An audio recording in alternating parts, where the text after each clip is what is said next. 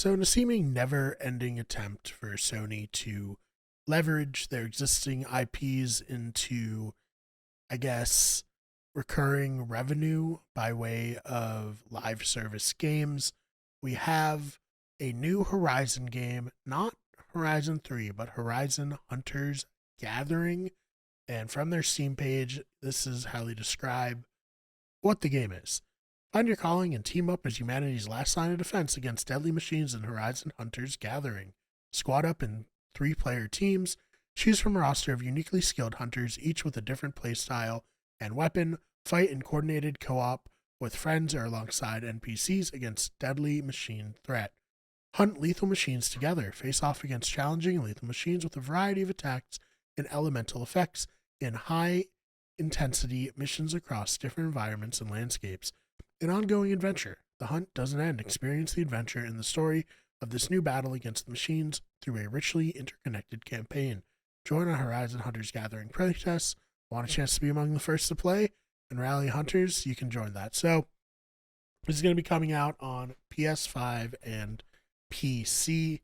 And unfortunately, the internet at large is not really feeling this new title. Look no further than the comment section where they said, "Have I ever told you the definition of insanity?" Referencing all these recurring live service games from existing IPs not doing very well. How many millions lost will it take to learn the lesson? The bravest thing about this trailer is leaving the comment section open. I agree, the comments are pretty brutal. To this point, there are 19,000 likes and 78,000 dislikes, showing the community is just not feeling this at all.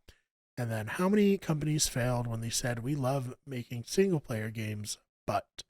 So, all in all, I do not understand why they're doing this, other than they were kind of forced to.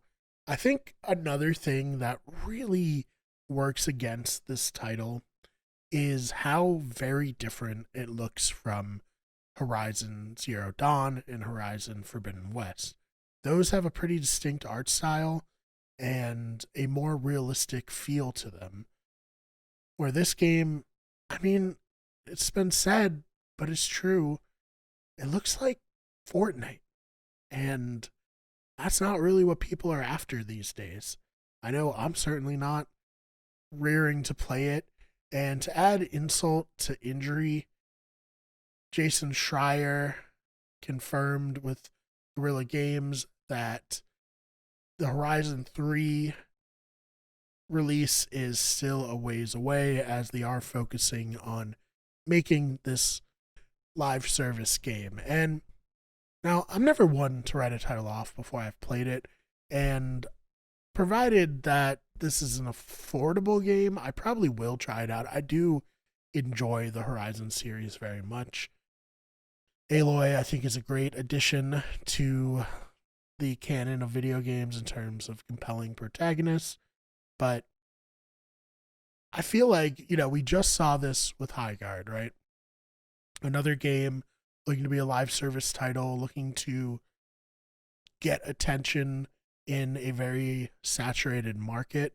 And I don't see how this game is going to be much better than Highguard, or at least in terms of appealing to people, especially when already the narrative is so against it. I suppose it's not impossible. There's another game, ironically, also owned by Sony, in Marathon, where a few months ago I would have said that Marathon was going to be completely dead on arrival. There was just no shot that anybody was going to want this title. But now, once they went away, closed the playtests and all that, now they're coming back and new footage is being released. People are more into it than they seemingly were a few months ago. And that probably has a little bit to do with Arc Raiders getting people more into extraction shooters, especially the casual players. But maybe that will actually have a chance to succeed.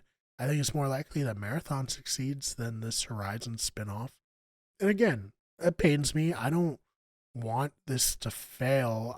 Like I said, I would prefer a Horizon 3, but I am interested in what this has to offer, especially if I can get a few friends together and play it. But I I also feel like the prevailing sentiment surrounding the game is just that people aren't into it, and if people are not gonna give it a chance, then the player base is gonna be small. People aren't gonna be able to meet friends and stuff in the game or like play the game with their friends because no one wants to buy it. That's going to prevent other people from buying it because why jump in if the player base is low? It's just going to kind of snowball into being a game that people aren't going to buy. Like I said, I am totally going to try it when it comes out. I'm not hating on it just to hate it, unless it comes out and it reviews horribly, and then, well, that'll be that. But it does feel like a bit of a misstep by Guerrilla Games. Maybe they should have, I don't know.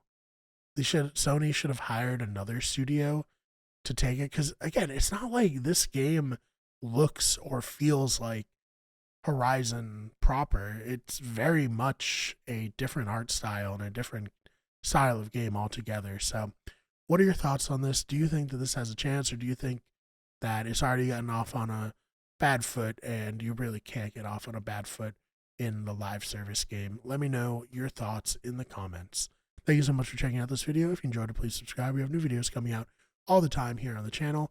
And if you can't get enough, make sure you subscribe to the main channel, Wicked Everything, and our sports channel, where you get sports, where we cover sports news, as well as our podcasting channel, Better Radio. Again, thank you so much for checking this one out, and I will see you in the next one.